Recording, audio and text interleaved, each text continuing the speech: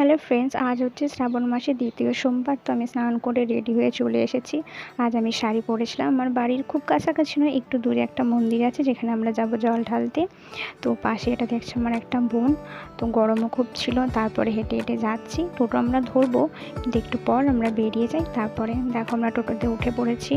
তো প্রতি বছর যা হয় না কাজের চাপের জন্য, কিন্তু এবছরে যাওয়ার আমার খুবই ইচ্ছা ছিল। তো বোনকে বললাম যে চল তাহলে আজ জল ঢেলে আসি।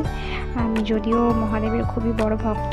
তো যাই হোক, দেখো এখানে আমি লাইনে দাঁড়িয়ে আছি। আজকে ভিড় তো ছিল, জানো শ্রাবণ মাসে প্রত্যেকটা সোমবার এখন ভিড় হবে। কোনো রকম লাইনে দাঁড়িয়ে আমি জল ঢালা হয়েছি। এখানে দেখো আমি একটা গাছ আছে, যে গাছে আমি পুজো করছি। তো তারপর দেখতে পাচ্ছ যে মাথাতে টিকা নেওয়া হয়ে গেছে। এটা হচ্ছে পাশে একটা বোন। জায়গাটা বেশ সুন্দর ছিল আর ভালোও লাগলো। আমি আবার বাড়ির জন্য রওনা হয়ে নিলাম। টোটোতে আছি। ভিডিওটা ভালো লাগলে লাইক, শেয়ার, কমেন্ট, সাবস্ক্রাইব করতে ভুলো না।